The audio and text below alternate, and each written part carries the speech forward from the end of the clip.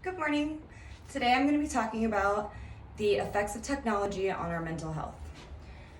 Do you ever find yourself mindlessly scrolling through Facebook or Instagram all day, procrastinating on what you actually need to do? According to an article on positive and negative effects of technology on mental health, on average, Americans check their phones 46 times per day, or 8 billion times per day as a country as a whole, which also averaged out to more than 4 hours a day on our smartphones. Could this be the reason why we're having so many mental illnesses? Or could it be part of the reason? Positive effects of technology on our mental health. 1, it gives us the ability to stay connected no matter where we are, location, with any relationship that we have, parents, friends, relationships. We can talk wherever, no matter even if we're in another country, we can talk. It gives us the ability to work remotely. It also has many positive applications to track our health, such as working out applications. You can get diet applications for food, for eating. You can get sleep applications to track your sleep. Also, of course, the last key item would be to be able to obtain infinite knowledge. Google search. You can Google search anything. Negative effects of technology on our mental health. Social media usage can trigger negative emotions such as jealousy and low self-esteem issues coming from Instagram or Facebook when you see all of your pretty friends and you just don't feel worthy, or you don't have the connections that other people do.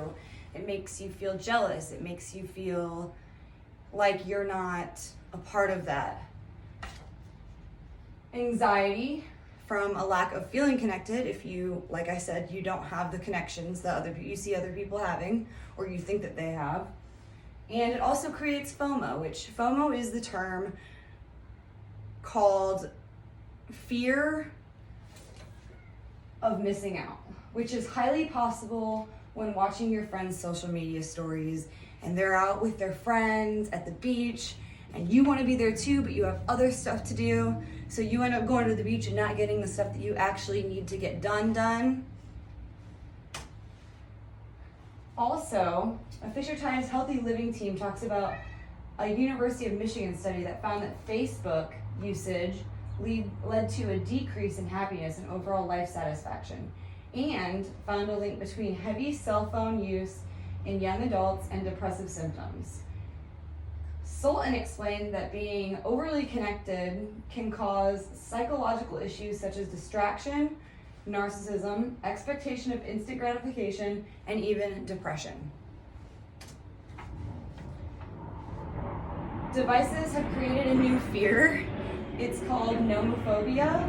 It's an obsessive fear of losing your phone or not having your phone on you and charged at all times. When you see people running around losing their minds over not finding their phone or not having it charged, this is the fear that is associated with that, and it is a pretty new fear that was just created.